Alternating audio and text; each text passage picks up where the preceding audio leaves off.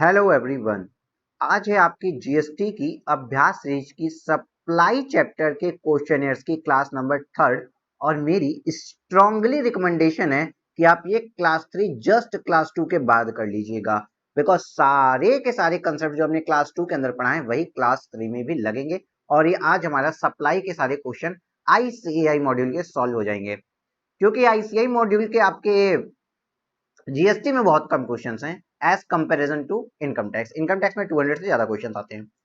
Question number 9 तक हो गया था, 10 पढ़ते हैं। Examine whether the activity of import of service is in the following independent cases would be amount to supply under section 7 of CGSTX 2019। आपके लिए import of service बहुत important हो जाता है। आपसे पूछ रहा है कि ये एक्टिविटी हुई है इंपोर्ट ऑफ सर्विस, आप बताइए सेक्शन 7 के अकॉर्डिंग ये सप्लाई है या नहीं है। मिस के receive interior decoration service for her residence located at Bandra from Mr. R of Sydney. The amount paid to said service is 5,000 Australian dollar. देखो, आपको हमने एक जगह पढ़ाया हुआ है बहुत ही ज्यादा अच्छे से। इंपोर्ट ऑफ सर्विस का देखो, ये वाला चार्ट हमने आपको पढ़ाया था।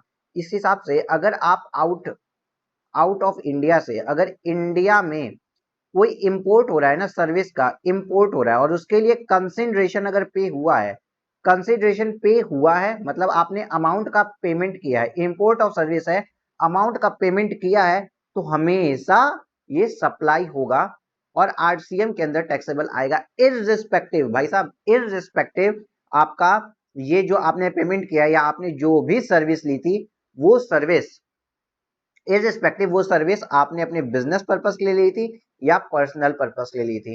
ऐसा अगर अपनी प्लास्टिक सर्जरी करवाते हैं, बट ब्यूटिफिकेशन के लिए हेयर ट्रांसप्लांट करवाते हैं या इंटीरियर डेकोरेशन आर्किटेक्ट की सर्विसेज ऑस्ट्रेलिया से ले रहे हैं, भारत में आउट ऑफ इंडिया ले रहे हैं, भले आप अपना बिजनेस प्रॉपर्टी अपनी कंपनी की आर्किटेक्चर सर्विस लिए हो या अपने रेजिडेंशियल हाउस प्रॉपर्टी के लिए हो, इंपोर्ट ऑफ सर्विस में अगर कंसिडरेशन गया है भारत से बाहर, तो भाई साहब सप्लाई होगा ही होगा ऑलवेज। क्लियर? यस सर, ये चीज तो हमें क्लियर हो गई है। तो इसके सॉल्यूशन में अगर हम देखें तो देखिए सॉल्यूशन क्या कहता है। Solution, supply under section 7 of CGSTX 2017 includes import of service for a consideration, import of service for a consideration। ठीक ठीक है, even if it is not in the course of furtherance of the business. भाई साहब, supply कहता है कि अगर आपने इंपोर्ट किया है ना, कंसिडरेशन पैसा देकर, पेमेंट करके, पैसा देकर अगर आपने कोई सर्विस ली है, तो चाहे आपके बिजनेस में हो या ना हो, चाहे बिजनेस के लिए किए हो या पर्सनल पर्पस के लिए हो किए हो, हमेशा वो सप्लाई बन जाएगा। इसलिए thus although the import of service for consideration by miss S is not in the course और फर्दरेंस ऑफ द बिजनेस, भले ही उनका जो उन्होंने सर्विस ली है वो बिजनेस के लिए नहीं ली है, फिर भी it would be amount to supply, फिर भी वो सप्लाई बन जाएगा, क्योंकि इंटीरियर डेकोरेशन की जो इन्होंने सर्विस ली थी वो कहां के लिए अवेल की थी, अपने रेसिडेंशियल हाउस प्रॉपर्टी के लिए अवेल की थी। क्लियर? यस सर क्लियर है। देखो आपको ना ये हमारी स्क्रीन रिकॉर्डिंग का बेनिफिट ये मिलेगा कि जैसे इसमें ऐसा कहीं से भी नहीं होगा कि हाफ पोर्शन ही आपको दिख रहा हो, हाफ पोर्शन पे आपको फैकल्टी दिख रही हो, क्योंकि आपको कंप्लीट स्क्रीन रिकॉर्डिंग मिलती है और हमने इसका रिजोल्यूशन भी आई फ्रेंडली रखा है। जैसा कि इसके अंदर इनबिल्ट फीचर था तो उसके हिसाब से हमने कर दी तो दिया है कि आपकी आंख पे ज्यादा प्रेशर ना पड़े, इसलिए आपको मोबाइल के अंदर भी सारे फॉन्ट्स इजीली दिखेंगे। क्यों? क्योंकि आपको होल स्क्रीन की स्क्रीन का होल व्यू मिल रहा है। ओके ओके सर जी। तो miss S receive interior decoration service for her residence located at Bandra Mumbai for from her brother mister Varun. भैया इस बार फिर से इन्होंने इंपोर्ट तो किया है सर्विस का इन्होंने इंपोर्ट किया है और रेसिडेंशियल हाउस प्रॉपर्टी के लिए किया है, बिजनेस से नहीं किया है, लेकिन अपने रिलेटिव से किया है। अभी देखिए रिलेटिव मतलब क्या होता है, रिलेटिव से किया है। Varun residing in Sydney Australia Holi dependent on miss S. भाई साहब होली डिपेंडेंट रिलेटिव की मीनिंग में आते हैं, लास्ट क्लास में बताया गया, रिपीट नहीं करेंगे। Further miss S did not pay any consideration for the said service. देखिए कोई कंसिडरेशन उन्होंने पे नहीं किया है, फिर भी इसी इसी इसी आ जाओ मेरे राजा, हाँ ये आ गया। यहाँ पे हमने बताया था आपको ना कि अगर आप फ्री ऑफ कॉस्ट बेसिस पे अगर किसी इंडिपेंडेंट से कर रहे हैं तो सप्लाई नहीं बढ़ेगा, अगर चाहे आप जिस पर्पज के लिए ले रहे हो सर्विस। लेकिन अगर आपने अपने रिलेटेड पर्सन से, जो आपकी स्पाउस हो गए, मदर फादर ब्रदर सिस्टर या ग्रैंड पेरेंट्स जो आप पे डिपेंडेंट हैं, मतलब वो क्या आ गया आपके रिलेटेड पर्सन, और रिलेटेड पर्सन से आपने फ्री ऑफ कॉस्ट अगर कोई भी सर्विस ले ली है तो वो सप्लाई बन जाएगी। Is it clear? Yes sir clear है। लेकिन यहाँ पे एक छोटा सा ट्विस्ट भी अभी आ जाएगा, छोटा सा ट्विस्ट, चलो यहीं पे बताते हैं आपको। ये एक छोटा सा ट्विस्ट आपको और आ जाएगा कि देखो, यहाँ पे मैंने लिखा है बिजनेस पर्पस के लिए अगर है तो जीएसटी। अगर आपका कोई छोटा भाई है जो बाहर पढ़ रहा है, छोटी सी बात सोचिए, छोटा भाई बाहर पढ़ रहा है और वो अपनी सिस्टर के लिए, अपनी सिस्टर के घर बनाने के लिए आर्किटेक्चर की पढ़ाई कर रहा था, एक मॉडल दे देता है, तो भाई आपका रिलेटेड भी है, रिलेटिव है, फिर भी आपके घर बनाने के लिए अगर आपको एक नक्शा बना के इसने दे दिया तो क्या यहाँ जीएसटी लगना चाहिए? नहीं, बिल्कुल भी नहीं लगना चाहिए। इसीलिए कहा गया अगर आपका रिलेटिव, अगर आपका रिलेटेड पर्सन आपको फ्री में सर्विसेज देता है, लेकिन फ्री ऑफ कॉस्ट देता है, लेकिन अगर वो बिजनेस पर्पस के लिए दे रहा है तो ही जीएसटी की मीनिंग में सप्लाई आएगा, सप्लाई बनेगा और जीएसटी लगेगा। लेकिन अगर वो आपको इन द कोर्स और फर्दरेंस ऑफ द बिजनेस नहीं दे रहा, पर्सनल पर्पस के लिए कोई सर्विस दे रहा है आपका रिलेटेड पर्सन, पर्सनल नेचर की कोई सर्विस दे रहा है जो आप पर्सनल पर्पस के लिए यूज कर रहे हैं, तो वहां पे सप्लाई की बात नहीं की जाएगी। बहुत माइनर माइनर डिफरेंस है, बहुत अच्छा क्वेश्चन है ये। सेंसिटिविटी कुछ ज्यादा ही है टैबलेट की यार, घूम जा रहा है सब कुछ। आओ बाबू, देखो यहाँ क्या लिखा है, जो मिस एस थी वो रिसीव की इंटीरियर डेकोरेशन सर्विस अपने भाई से उन्होंने ले लिया है, एक अपने घर को बनाने के लिए इंटीरियर डेकोरेशन की सर्विस। ठीक ठीक है। अब वो जो वरुण था ना, वो सिडनी में रहता था, ऑस्ट्रेलिया से था, डिपेंडेंट था, रिलेटिव की मीनिंग में तो आ गया, रिलेटिव से फ्री ऑफ कॉस्ट सर्विस ली, लेकिन किस ले ली? रेसिडेंशियल हाउस प्रॉपर्टी ले ली।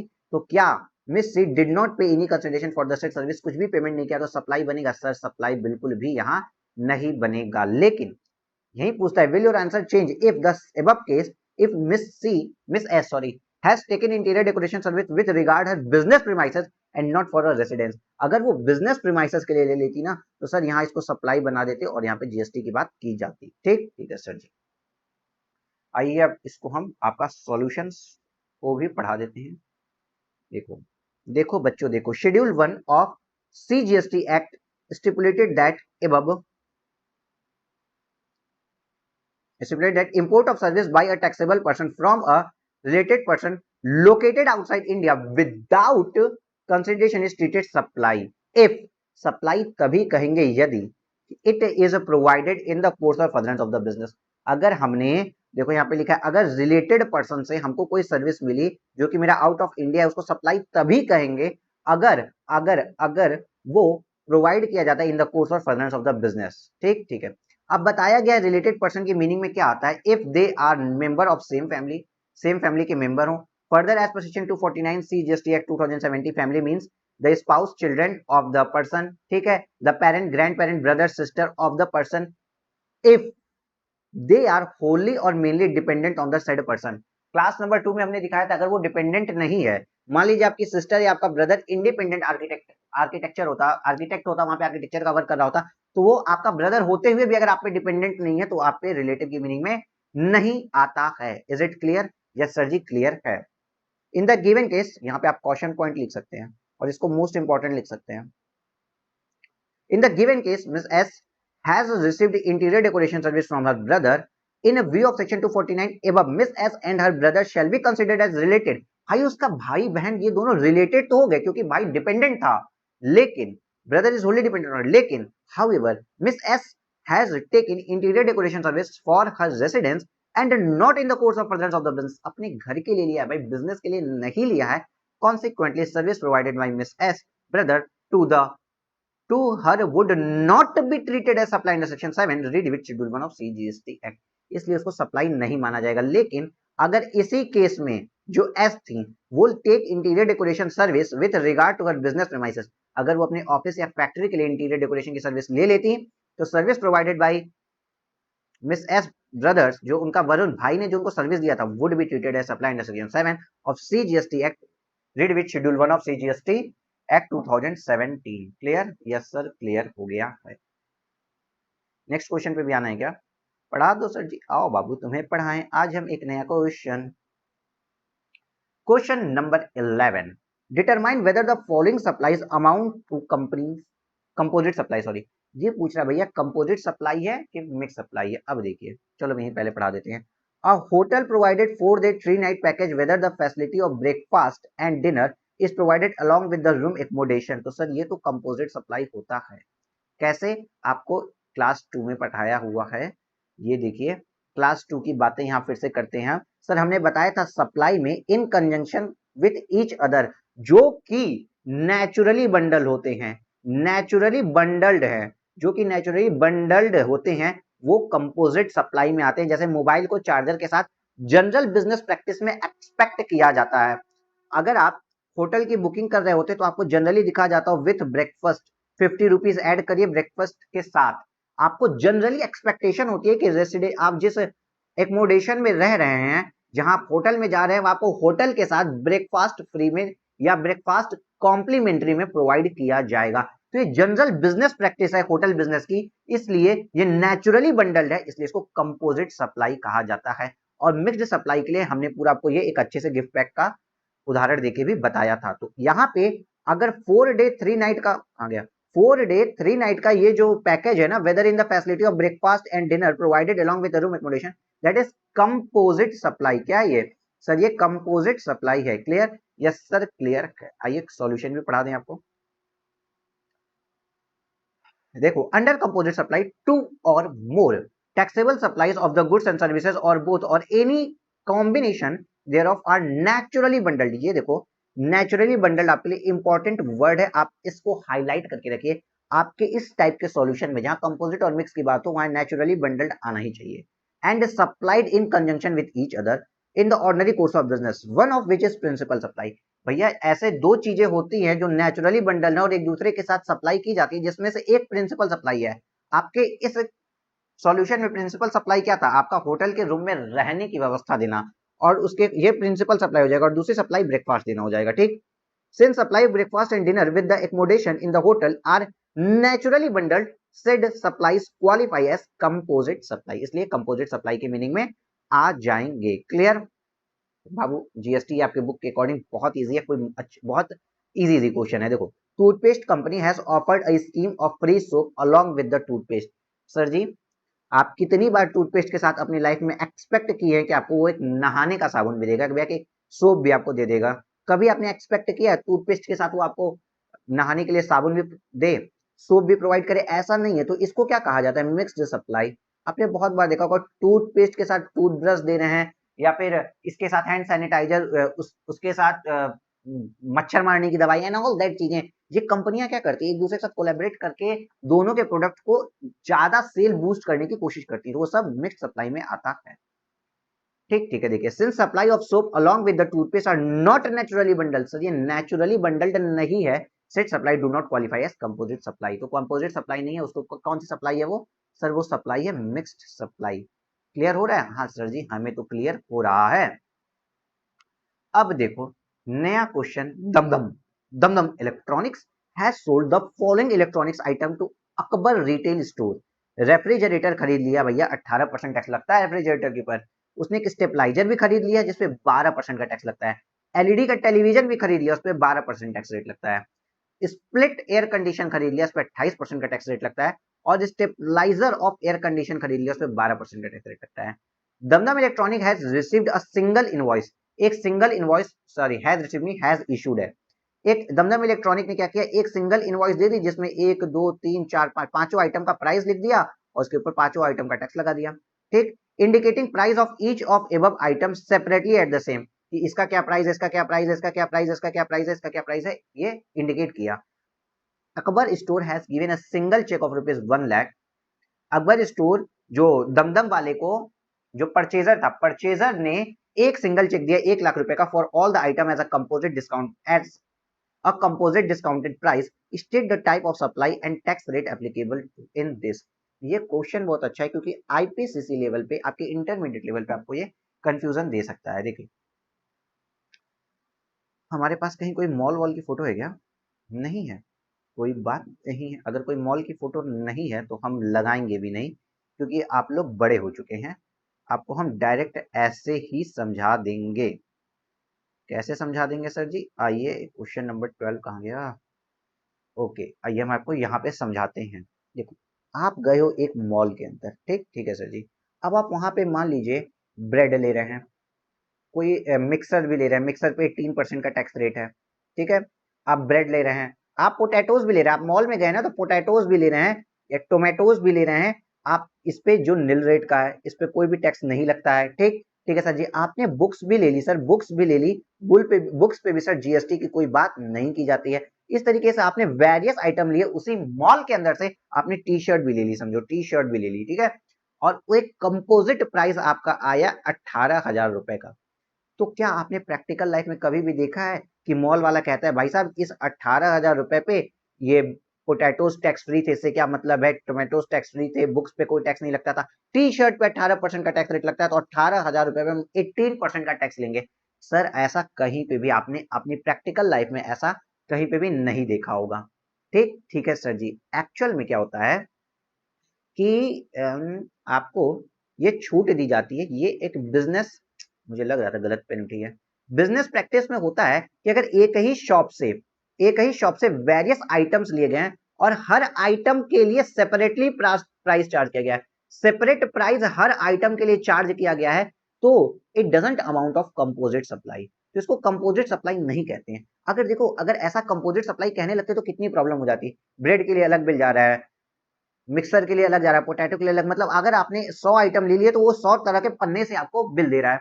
यहाँ हम कह रहे हैं पेपर रिड्यूस करो, पेपर को हटाओ। एंड इवन मैंने एक अभी रिसेंट में प्लांटेशन का जो स्टार्ट किया है, आपको लिंक मिल जाएगा इसके नीचे, उसके बारे में आप जरूर पढ़िएगा, ठीक है।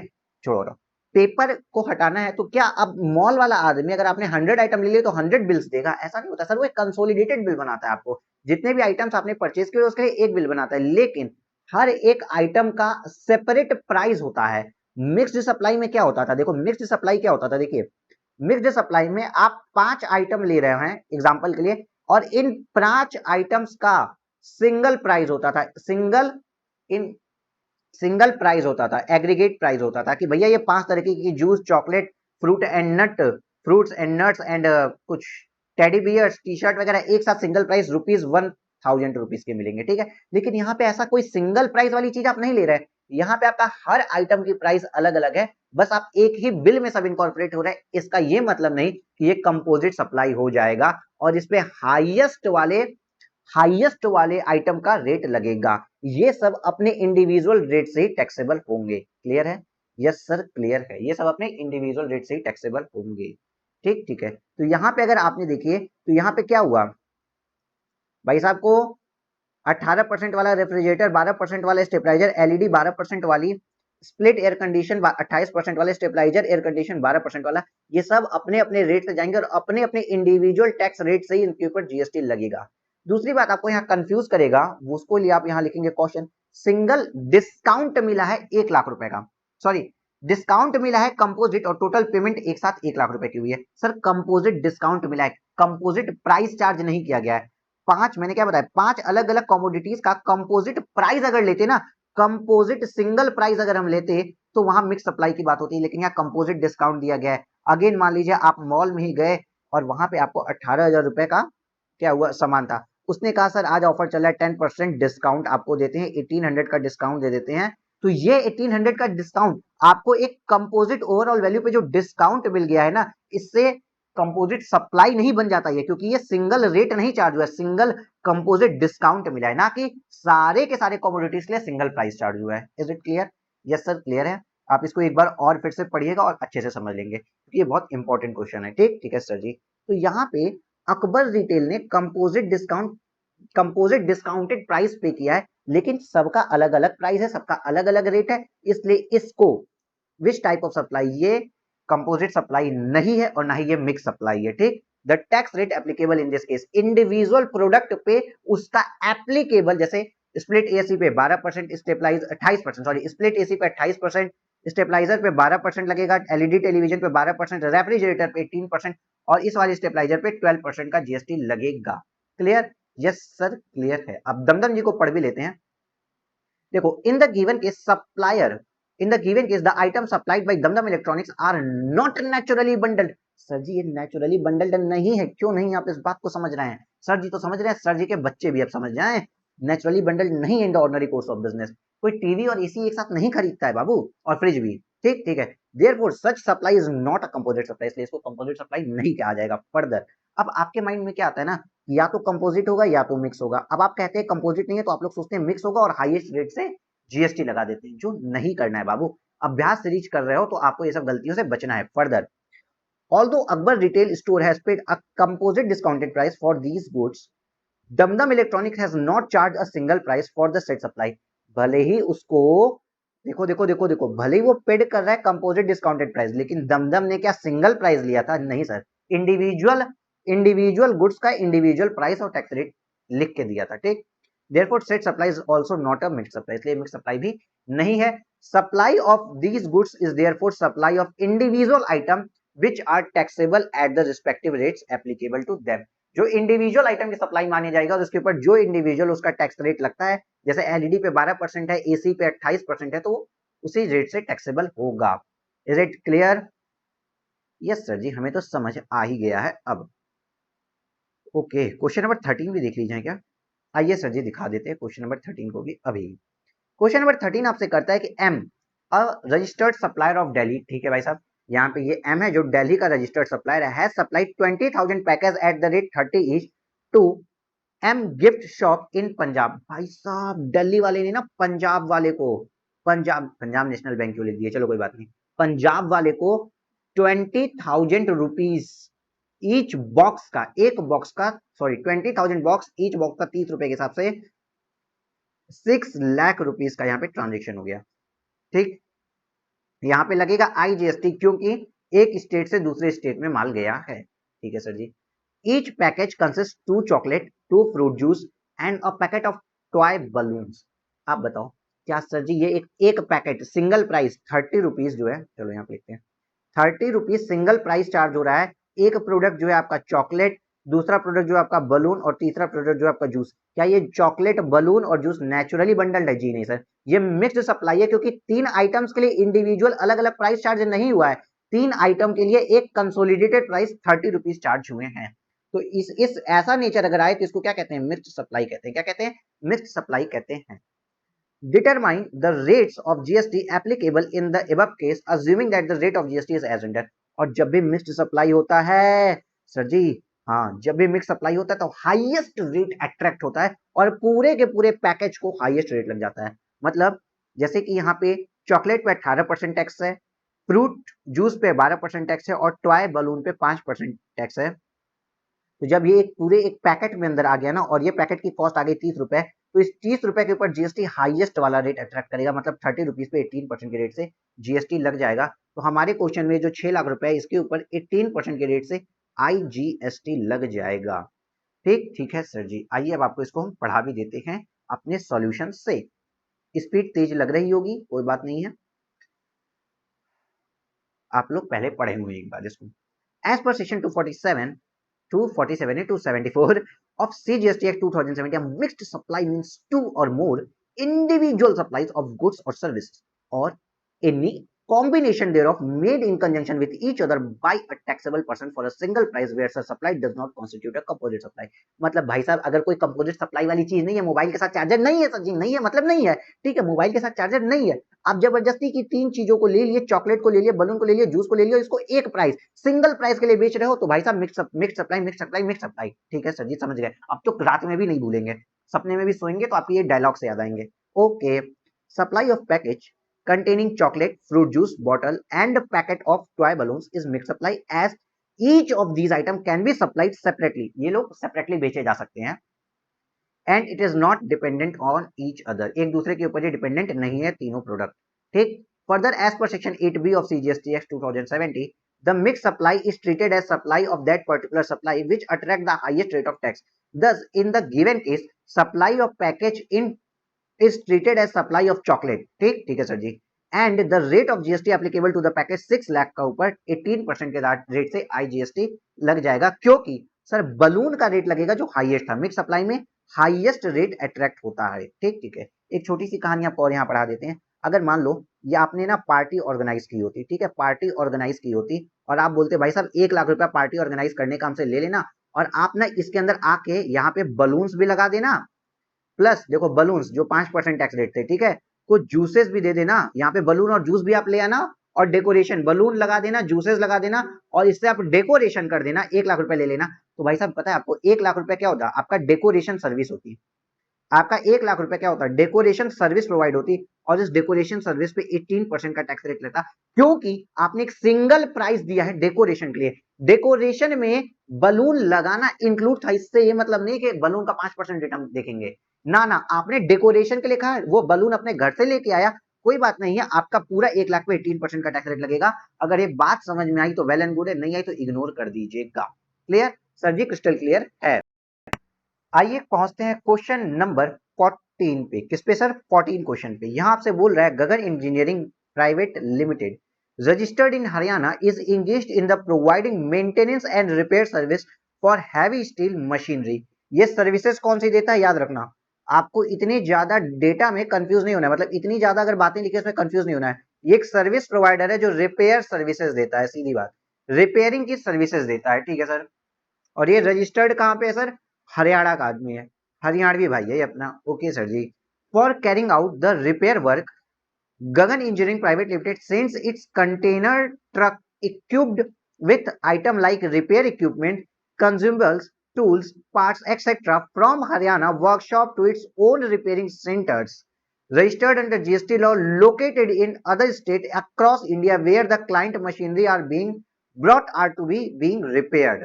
ठीक, अब क्या बोल रहा है कि ये जो कैरिंग आउट करता है ना अपना रिपेयर काम, इसके लिए इसने एक रिपेयर वर्क के लिए एक ट्रक रखा हुआ है और उस ट्रक के अंदर क्या है? रिपेयर आइटम्स हैं, जैसे repair equipment, consumable, tool, parts. मतलब जैसे कि सर ये एक, अरे सर कितना बड़ा हो गया सर, ये तो आपका ट्रक गायब हो गया सर, कहाँ पहुंच गए? देखो बेटा, ट्रक की बात आई, ट्रक चल के किसी और पेज पे पहुंच गया था। अरे ये रहा, ठीक है।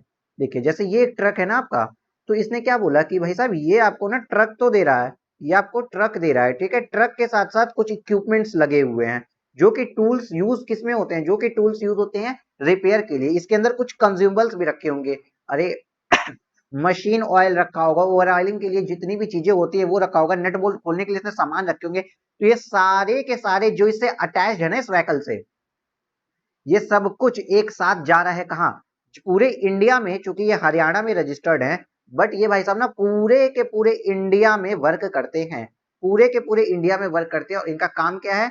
जरा देखो तो, देखो किसको? ये स्टील मशीनरी को रिपेयर करते हैं। तो अगर हम इस क्वेश्चन में एक बार आए, आपको भारत का अगेन डायग्राम बना के बताएं, तो हमने क्या बताया था कि सर अगर ये हरियाणा के हैं, देखो यहाँ पे ये, अगर ये हरियाणा के हैं और हरियाणा के बाद ये मान लो राजस्थान, गुजरात, कहीं से भी इनकी, जैसे महाराष्ट्र लेते हैं, यहाँ पे इनकी खुद की ओन इस्टेब्लिशमेंट है, लेकिन स्टेट चेंज होने के बाद इनका पैन बेस्ड रजिस्ट्रेशन होगा और ये दोनों स्टेट क्या हो जाएगी? डीम्ड डिस्टिंक्ट पर्सन कहलाएंगे। और हमने पढ़ा था कि डीम्ड डिस्टिंक्ट पर्सन में अगर अगर डीम्ड डिस्टिंक्ट पर्सन को हम कोई भी सामान फ्री ऑफ कॉस्ट भी बेचते तो भी वो सप्लाई की मीनिंग में आता है। याद है? फ्री ऑफ कॉस्ट भी बेचते तो भी सप्लाई की मीनिंग में आता है। अब यहाँ बात हुई कि सर जब आपने अपना ये ट्रक भेजा, ट्रक महाराष्ट्र में किसी मशीन का रिपेयर करना था, ठीक, तो भाई साहब यहाँ से एक ट्रक चला, चुचुक चुचुक चुचुक चुचुक चुचुक चुचुक चुचुक चुचुक, ट्रक आया आपका महाराष्ट्र में। अब ये बताइए कि सर एक बात बताइए, हरियाणा से महाराष्ट्र जब ये ट्रक आया तो क्या ट्रक एक मूवेबल प्रॉपर्टी है? क्या ये, इसको हम क्या बोले कि सर ट्रक सप्लाई किया गया है?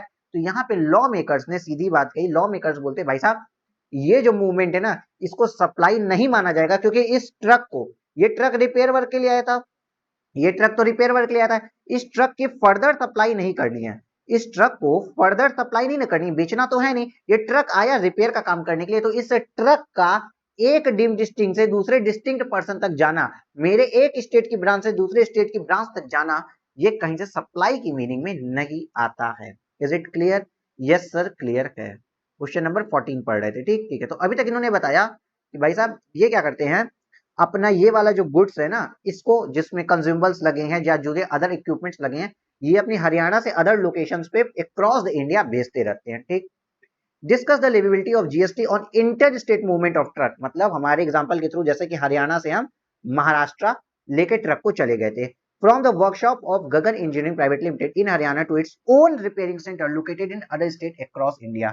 हमारे ओन स्टेट में अगर हम कोई भी गुड्स फ्री ऑफ कॉस्ट बेचते हैं तो सप्लाई की मीनिंग में आता है और जीएसटी देना पड़ता है। लेकिन यहाँ पे क्या है, इसको सप्लाई की मीनिंग से बाहर रखा गया इस ट्रक को, क्योंकि याद रखो ओ बाबू, इधर इधर इधर इधर देख लो, ध्यान ध्यान कृपया करके इधर ध्यान दें, क्योंकि ट्रक की फर्दर सप्लाई नहीं कर रहे हैं, क्योंकि ट्रक की फर्दर सप्लाई नहीं करनी है इसलिए। ठीक ठीक है सर जी।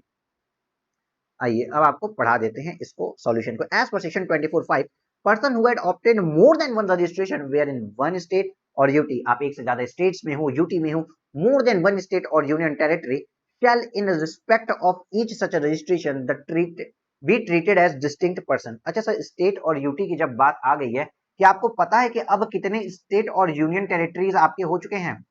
अब करंटली मैं आपको यहाँ पे लिख के दिखा देता हूँ, चलिए। आपके पास 28 स्टेट है जीएसटी के नजरिए से, और उसके बाद आपकी टोटल 8 यूटीज होती है, यूनियन टेरिटरीज, लेकिन इसमें से 3 यूटी ऐसी है जिसको डीम्ड स्टेट का दर्जा दिया गया है, जो कि डीम्ड स्टेट में आती है, मतलब वहां पे सीजीएसटी और एसजीएसटी लगता है, लेकिन जो रिमेनिंग 5 यूटी बनी वहां यूटी जीएसटी जाता है।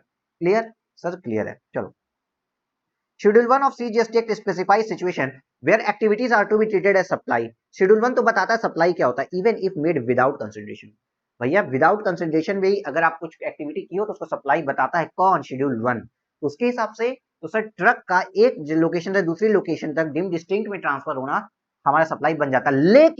लेकिन सप्लाई ऑफ गुड्स एंड और service between distinct person as specified in section 25 word made in the course or furtherance of the business in one of such activity included in schedule 1 और under 2। चलो इस paragraph का relevance हटाइए, यहां से पढ़ते हैं। However, in view of the GST Council recommendation, यहाँ पे हमारी ना जीएसटी काउंसिल ने रिकमेंडेशन दी, क्योंकि इससे तो बहुत मतलब यार सोचो, 20 लाख रुपए का ट्रक है, उसके ऊपर जीएसटी देते फिर हम। ठीक, तो यहाँ पे भैया जीएसटी काउंसिल को ये प्रॉब्लम समझ में आई इस इंडस्ट्री की, और उसने फिर अपनी रिकमेंडेशन दी। रिकमेंडेशन देते हुए भैया जीएसटी काउंसिल बोलती है कि इट हैज बीन क्लैरिफाइड, उसने क्लैरिफाई किया है that inter state movement of various modes of conveyance between distinct person as specified under section 25(4) not involving further supply of such conveyance। भैया जो डिफरेंट टाइप के convince, जो various modes of convince हैं, चाहे आपका truck है, बस है, गाड़ी है, बैलगाड़ी है, सॉरी बैलगाड़ी मजाक कर रहा हूं मैं, ये सब जो भी है, भले ही डिस्टिंक्ट पर्सन में जा रही हो, आपकी हरियाणा ब्रांच से आप ही की महाराष्ट्र ब्रांच में जा रही हो, फिर भी अगर ये नॉट इन्वॉल्विंग फर्दर सप्लाई, अगर ये वहां जाके फर्दर सप्लाई नहीं होती है, एज लाइक टाटा मोटर्स में भी, टाटा मोटर्स की आपने फ्रेंचाइजी ले रखी है, आप हरियाणा में भी काम करते हैं और महाराष्ट्र, दोनों जगह पे फ्रेंचाइजी है। हरियाणा में आपका स्टॉक बहुत ज्यादा था तो आपने महाराष्ट्र ब्रांच को ट्रांसफर कर दिया, अब यहाँ से टाटा की कार्स आप सोल्ड करेंगे, तब तो जब ये स्टॉक जाएगा ना, कन्वेंस का मॉडल ही है, तब क्या होगा? फर्दर सप्लाई के लिए जाना है, तब तो जीएसटी की बात होगी, तब तो जीएसटी की बात होगी और सप्लाई की मीनिंग में आएगा। लेकिन जब ये not involving further supply of such conveyance है, तब इंक्लूडिंग ट्रक हो जो गुड्स लेके जाता हो या पैसेंजर, मतलब आपका टूर और ट्रेवल्स का भी बिजनेस है, तो अगर आप अपने बसों को, जो वाहनों, वो वाहन जो पैसेंजर को लेके जाता है, अगर उसको भी ट्रांसफर करना है तो वो भी बोथ फॉर रिपेयर और मेंटेनेंस के लिए अगर जाता है, मे बी ट्रीटेड बाबू इंपॉर्टेंट है, neither a supply of goods or not supply of service. ना ही उसको गुड्स बोल सकते हैं और ना ही सर्विस बोल सकते हैं, और जीएसटी तभी आएगा या तो गुड्स हो या तो सर्विस हो। अगर हमने इस ट्रांसफर को बोल दिया कि ना ही ये सप्लाई ऑफ गुड्स है ना ही सप्लाई ऑफ सर्विस है, तो जीएसटी आ ही नहीं सकता। therefore it will not be leviable of IGST, इसलिए भैया यहाँ IGST की बात नहीं की जाएगी।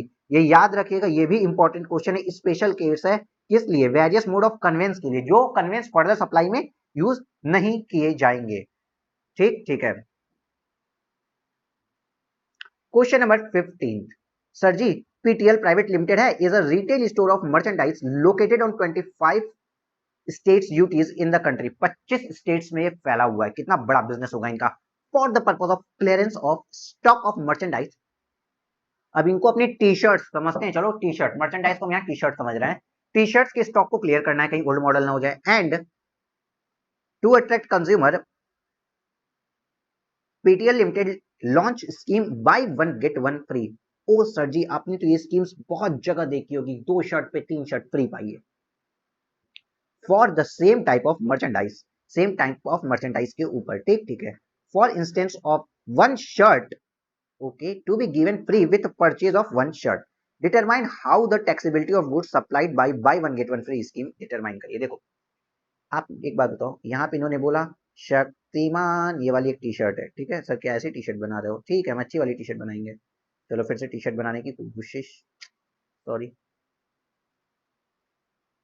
टी शर्ट बनाने की कोशिश की सर, ये एक टी शर्ट है, कैसी टी शर्ट सर? चलो टी शर्ट है, ठीक है, ये टी शर्ट है, और ये एक टी शर्ट है। इन्होंने क्या कहा कि ये एक पे एक फ्री दे रहे हैं। अब आप एक बात बताओ कि आपको कोई भी टी शर्ट सिंगल में फ्री दे रहे हैं, आपको नहीं नहीं हमको बस फ्री वाली दे दो, हम लेके जाना चाहते हैं घर, है ऐसे नहीं काम चलता है भाई, वो बाहर उठा के फेंक देगा दुकान से। ठीक है, एक टी शर्ट आप बोलो कि सर एक पे एक फ्री है, हमको फ्री वाली दे दो, हम एक का पैसा नहीं देंगे, ऐसे काम नहीं चलता है। देखो अगर कोई कॉमोडिटी, अगर हम किसी स्टॉक को, लेट से कोई स्टॉक अगर हम फ्री में किसी को देते हैं और अगर हम उस स्टॉक पे अज्यूम करो, यहाँ पे हम प्योर बोल रहे हैं अज्यूम, इसका क्वेश्चन से संबंध नहीं है। अगर आपने कोई टी शर्ट परचेज की, ठीक है, और आपने चैरिटी में दे दी, चैरिटी में दे दी, बेगर्स को दे दी, ठीक है, तो क्या होता है बाबू, अगर आपने इस टी शर्ट पे आईटीसी नहीं लिया था, खरीदते समय आईटीसी नहीं लिया है, तो इसको सप्लाई नहीं बनाया जाएगा। ठीक ठीक है, और जीएसटी नहीं लिया जाएगा। लेकिन अगर आपने खरीदते समय आईटीसी ले लिया और फ्री में भी अगर किसी को दे दिया, खरीदते समय आईटीसी ले लिया और फ्री में भी किसी को दे दिया, तो यहाँ पे आपको आईटीसी, सॉरी यहाँ पे आपको जीएसटी लग जाएगा, यहाँ पे आपको जीएसटी लग जाएगा। खरीदते समय आईटीसी ले लिया हो और फ्री में भी किसी को दे दिया हो तो आपको यहाँ पे जीएसटी लग जाएगा। लेकिन यहाँ पे केस ऐसा नहीं बनता। यहाँ पे जब आप वन विथ अनदर लेते हैं, एक पे एक फ्री, तो आपको एक परचेज करना पड़ता है, एक परचेज करना पड़ेगा। मानते हैं कि एक की कॉस्ट है सर 100 रुपीज, तो यहां माना जाएगा कि ना कि इन दोनों की कॉस्ट आपसे सिंगल प्राइस, इन दोनों का सिंगल प्राइस 100 रुपीज चार्ज किया जा रहा है। और इन दोनों में अगर ये कंपोजिट सप्लाई है तो कंपोजिट सप्लाई के अकॉर्डिंगली टैक्स लग जाएगा। अगर ये मिक्स सप्लाई हो 15% और 18% का, सॉरी 12% 18% का, तो मिक्स सप्लाई के अकॉर्डिंगली टैक्स लग जाएगा। कुछ भी हो सकता है। लेकिन bye one get one free scheme, by one get one free scheme में कभी भी कुछ फ्री नहीं होता है। एक के साथ एक फ्री जब होता है ना, तो माना जाता है कि एक के कॉस्ट में ही दोनों को बेचा जा रहा है, मतलब सिंगल प्राइस ₹100 दोनों के लिए चार्ज किए जा रहे हैं। ठीक ठीक है सर जी, कुछ इसमें फ्री नहीं माना जाता है। सॉल्यूशन भी पढ़ाएंगे क्या सर आप? अच्छा यहाँ पे ये देखो, ये वाला लाइन हमारा छूट गया था।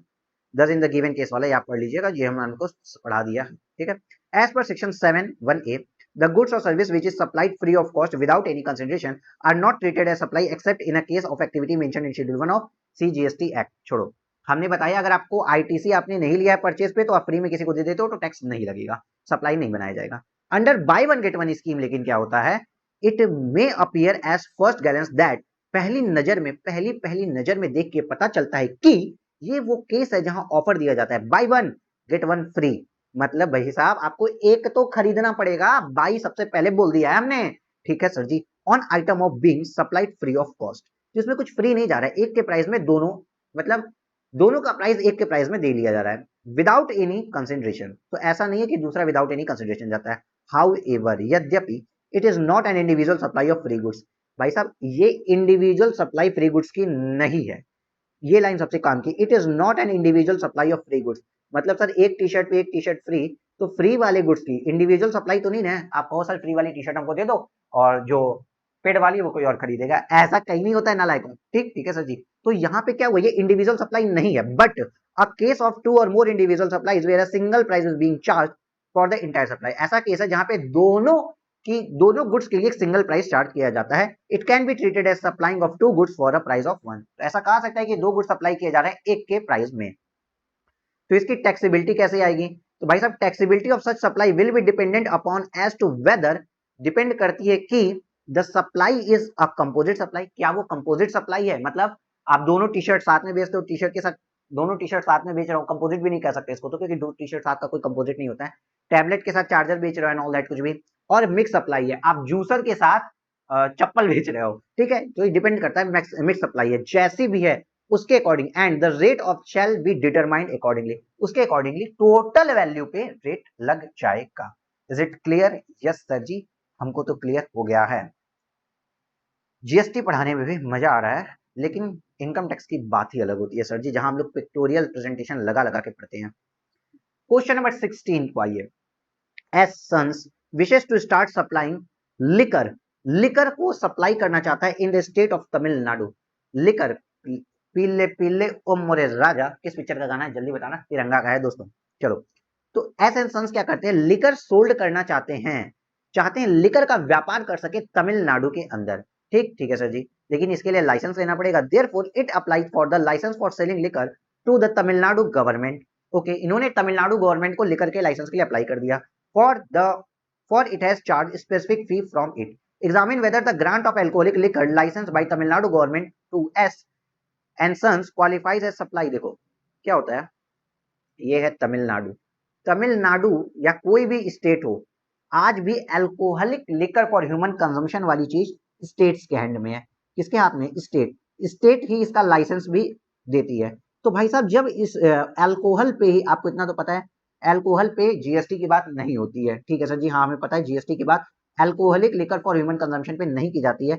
लेकिन अगर कोई इंडिविजुअल है जो जाता है और लाइसेंस के लिए अप्लाई करता है, लाइसेंस के लिए क्या क्या अप्लाई किया, तो उसने कुछ फी भी पेड की, अज्यूम करिए 10,000 रुपए फी पेड करता है। तो मजे की बात ये आ गई है कि अब ये भी इंपॉर्टेंट है क्योंकि ये नोटिफिकेशन में आया था। मजे की बात ये है कि alcoholic liquor for human consumption के लाइसेंस के ऊपर भी जीएसटी नहीं लगेगा। इररिस्पेक्टिव, ये इररिलेवेंट बात है, इररिलेवेंट कहा जाएगा कि अदर लाइसेंस अगर देते हैं, जैसे मान लो 2G 3G 4G स्पेक्ट्रम का जो लाइसेंस है, अदर लाइसेंसेस की जो फीस होती है ना, उस पे तो जीएसटी लगता है सर। लेकिन सबसे मजे की बात है, न alcoholic liquor for human consumption पे जीएसटी लगेगा और न उसके लाइसेंस की फीस पर जीएसटी आता है। ये एक स्पेशल केस है। ठीक है, तो यहाँ पे कोई किसी भी प्रकार के टैक्सेस की बात नहीं की जाएगी। देखिए, service by way of grant of alcoholic liquor license, जो गवर्नमेंट, तमिलनाडु की गवर्नमेंट आपको सर्विस दे रही है भाई, तमिलनाडु गवर्नमेंट आपको लाइसेंस देने की सर्विस दे रही है ना। तमिलनाडु गवर्नमेंट ने आपको अल्कोहलिक लिकर का लाइसेंस जो दिया है, ठीक, have been notified to be treated neither as supply of goods not as supply of service. भैया न उसको सप्लाई ऑफ गुड्स माना जाता है और ना ही इसको सप्लाई ऑफ सर्विस माना जाता है। जो गुड्स भी नहीं है और सर्विस भी नहीं है, वहां जीएसटी तो आ ही नहीं सकता सर जी। ठीक है सर जी, ऑफ सर्विस, ठीक है। Such licence is granted against consideration in the form of licence fee or application fee or whatever name called. भाई लाइसेंस फी के नाम से लो, एप्लीकेशन फीस के नाम से लो, या किसी भी नाम से लो, बेवड़ा फीस नाम से ले लो, कोई मतलब नहीं हमें, किसी भी नाम से बोल दो। This special dispensation is applicable only to supply of service by way of grant of liquor license। भैया ये सिर्फ, ये जो है ना, neither supply of goods neither not supply of service, मतलब लाइसेंस देने को न सप्लाई ऑफ गुड्स माना है न सप्लाई ऑफ सर्विस माना है। ये सिर्फ और सिर्फ और सिर्फ ओनली लिकर के लिए ही है, लिकर लाइसेंस के लिए ही है, बाय द स्टेट गवर्नमेंट। ठीक है, by the state government as an agreement between the central and state and it is not applicable. भैया लिकर के ऊपर लाइसेंस फीस जो है उसके ऊपर कोई जीएसटी नहीं लगेगा, लेकिन ये बात एप्लीकेबल नहीं होती है, has no precedence value in relation to grant of other license. भैया कोई आप ना, मैंने बोला ना 2G 3G स्पेक्ट्रम अगर लेते हो तो उसके लाइसेंस के लिए आप ये दलील नहीं दे सकते, उसके लिए आप आर्ग्यू नहीं कर सकते कि भैया लिकर के लाइसेंस पे या तो आप उसको सप्लाई ऑफ गुड्स और सर्विस नहीं बोलते हो, तो मेरे 2G स्पेक्ट्रम या 3G स्पेक्ट्रम के लाइसेंस को भी मत बोलो, इस पे भी जीएसटी मत लो। यहाँ पे आप ये दलील नहीं दे सकते हैं। Has no precedence value in relation to grant of other licenses and privilege for fee in other situation whether GST is payable। Other कहीं किसी फीस पे अगर जीएसटी लग रहा है तो वहां पे भाई साहब जीएसटी का पेमेंट होगा ही होगा, लेकिन लिकर लाइसेंस की फी पे कोई जीएसटी की बात नहीं की जाएगी। दस इसलिए it is the given case the grant of alcoholic liquor license by the Tamil Nadu government to S is neither a supply of goods nor a supply of service. इसलिए भाई साहब जो लाइसेंस की सप्लाई हुई है ना वो गुड्स की मीनिंग में आया है और ना ही वो सप्लाई ऑफ सर्विस की मीनिंग में आया है, इसलिए जीएसटी तो लग ही नहीं सकता है। Is it clear? Yes sir clear है। देखो यहाँ पे जीएसटी के अंदर क्वेश्चंस बहुत कम है आपके आईसीएआई मॉड्यूल के। देखो हम तो देख रहे हैं भाई आईसीएआई मॉड्यूल में क्वेश्चन बहुत कम है। अगर आप देखो आपके इनकम टैक्स के बेस में 200 से भी ज्यादा 200 से भी ज्यादा क्वेश्चन है, वेरियस वैरायटी के क्वेश्चन है, सब कुछ क्वेश्चन में दे दिया उन्होंने। जीएसटी में क्वेश्चंस का वॉल्यूम थोड़ा कम है इसलिए टाइम भी कम लगेगा। चलो इसी तरीके से अब जीएसटी का आपका बहुत से बच्चों की क्वेरी है जीएसटी कैसे पढ़ें, हमने आपको पढ़ा के दिखा दिया जीएसटी आपको कैसे करना है। आप जीएसटी को कंप्लीट करिए और इनकम टैक्स में अगर कोई क्वेरी आती है तो आप आराम से हमारे ऐप अचीवमेंट सीए से इनकम टैक्स की अभ्यास सीरीज की क्लासेस को भी अवेल कर सकते हैं। Take care, bye bye, happy reading and all the best for your exams.